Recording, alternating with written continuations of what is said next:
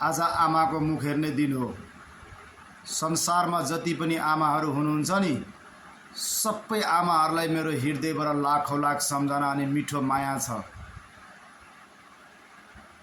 र आजको दिनमा आमालाई माया गर्नेहरूलाई चाहिँ थोरै मेरो एक सन्देश छ, मिठो आवाज छ। जुन आज स्पेशल आमालाई हेर्ने माया गर्ने दिन छ नि, त्यो दिनलाई 365 दिनै बनाइदिनु। किनभने जोसँग आमा छैन त्यो मान्छेलाई सोध्नु आमा बिना कति पीडामा छ भनेर। र जोसँग आमा छ त्यो अलिकता बिर्सिन पनि सक्छ यो संसारमा। त्यही भएर कुनै पनि परिस्थितिमा, कुनै पनि अवस्थामा आमालाई नछोड्नु र साथसाथमै हर सासमा भगवानको नाम चलाउन नबिर्सिनु।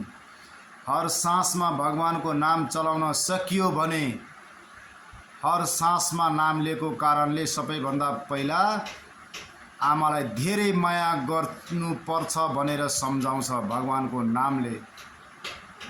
त्यसपछि हेर्नु जिन्दगी कति राम्रो हुन्छ। त्यही भएर कुनै पनि अवस्था र समस्यामा आमालाई नबिर्सिनु।